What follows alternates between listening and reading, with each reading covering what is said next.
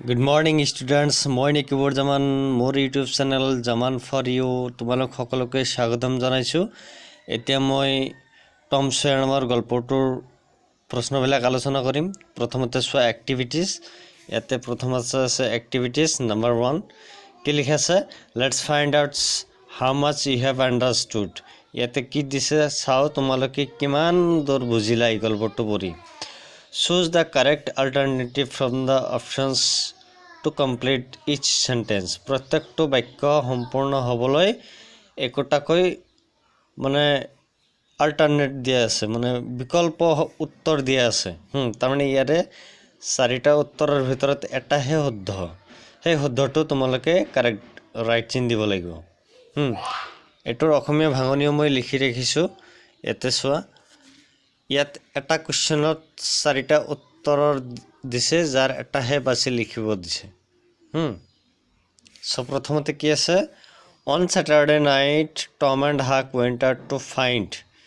শনিবাৰ দিনাখন ৰাতি টম আৰু হাকে ৱেণ্ট আউট বিচাৰি গৈছিল টু ফাইণ্ড। বিচাৰি কিহৰ কাৰণে বিচাৰি গৈছিল। ইয়াতে প্ৰথমতে দিয়া আছে ঘোষ্ট বিচাৰি গৈছিল মানে ভূত বিচাৰি গৈছিল নহয়। हिडन ट्रेजार নহয় हिडन ट्रेजार হয়নে নাই আমি চাম। থিফস টু নহয় চোৰ বিচাৰি যোৱা নাছিল। তাৰ পিছত আছে 4 নম্বৰত টুলস মানে আহিলা এই আহিলা বিচাৰিও যোৱা নাছিল। এইটো তোমালোকে লিখিবা এইটো হিডেন ট্ৰেজাৰ এইটোহে শুদ্ধ উত্তৰ। তেনেহলে তোমালোকে এইটোত ৰাইট চিন দি দিবা। এইটোহে শুদ্ধ উত্তৰ। তাৰ পিছত বি নম্বৰত আছে টম এণ্ড হাক এন্টাৰ্ড The house armed with a টম আৰু হাকে ঘৰটোত প্ৰৱেশ কৰিছিল armed with সুসজ্জিত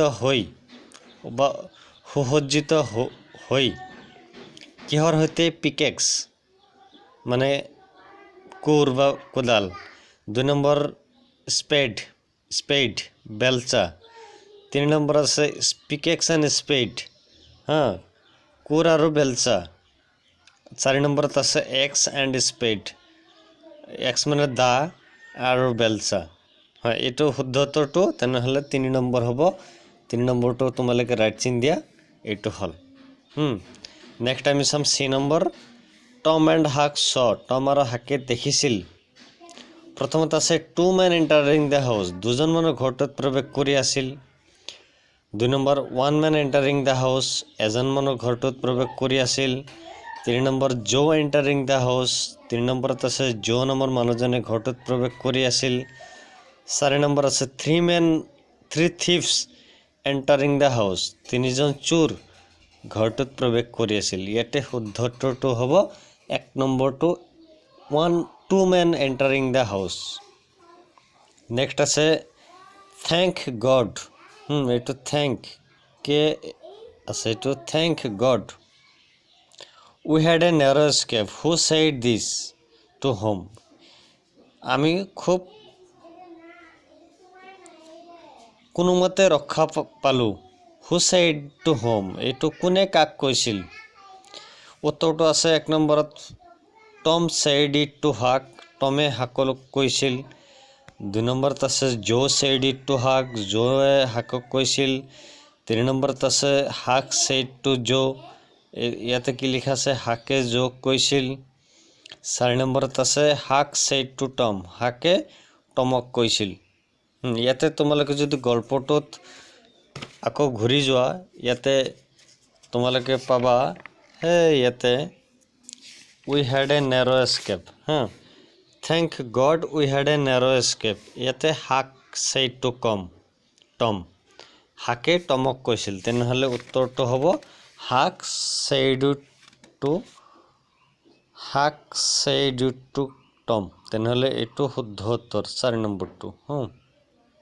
হাক said it to টম তোমালোকে এইটো লিখি ৰাখা মানে ৰাইট চিন দি দিলে হ'ব কিতাপৰ ভিতৰত। আৰু তোমালোকে মোৰ ইউটিউব চেনেলটো সাবস্ক্ৰাইব কৰিবা পাৰিলে মই সুখী হ'ম যদি তোমালোকে এই চেনেলটো সাবস্ক্ৰাইব কৰা। 2 নম্বৰত কি আছে ৰিড দ্য ষ্টৰী গল্পটো পঢ়া and answer the following questions আৰু তলৰ প্ৰশ্নকেইটাৰ উত্তৰ দিয়া briefly in Euro on words briefly মানে চমুকৈ ইন ইউৰ অ'ন ৱৰ্ডছ, তোমাৰ নিজা শব্দৰে তলৰ প্ৰশ্নকেইটাৰ এই দুটাৰ উত্তৰ দিব দিছে। এই প্ৰশ্ন দুটাৰ উত্তৰ মই তোমালোকৰ বাবে ৰেডি কৰি ৰাখিছোঁ।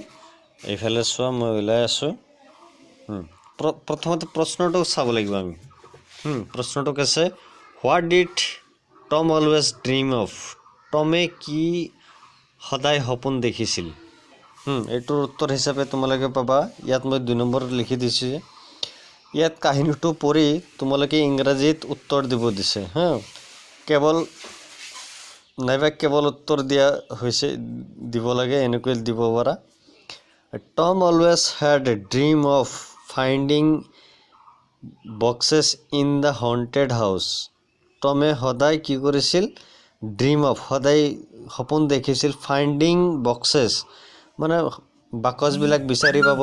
ইন দ্য হণ্টেড হাউচ মানে ভূতৰ ঘৰত বাকচবোৰ বিচাৰি উলিয়াবৰ বাবে টমে সদায় সপোন দেখিছিল।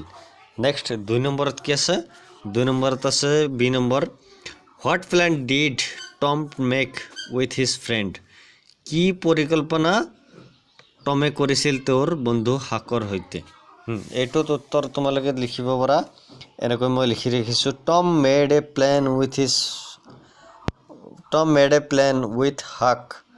টমে তেওঁৰ বন্ধুৰ সৈতে এটা পৰিকল্পনা কৰিছিল। টু গ' ফৰ এ ট্ৰেজাৰ হাণ্ট, তেওঁলোকে সম্পত্তি বিচাৰি ভূতৰ ঘৰলৈ গৈছিল। এইখিনিয়ে উত্তৰ। ইয়াতে ফুল ষ্টপ দিবা আৰু তোমালোকৰ উত্তৰটো হ'ব। তোমালোকে এইখিনি আজিলৈকে ক্লাছ ল'লোঁ, তোমালোকে এইখিনি ভালকৈ কিতাপ মেলি চাবা আৰু ভালকৈ পঢ়িবা, ঘৰত লিখি ল'বা বহীত। ঠিক আছে, থেংক ইউ।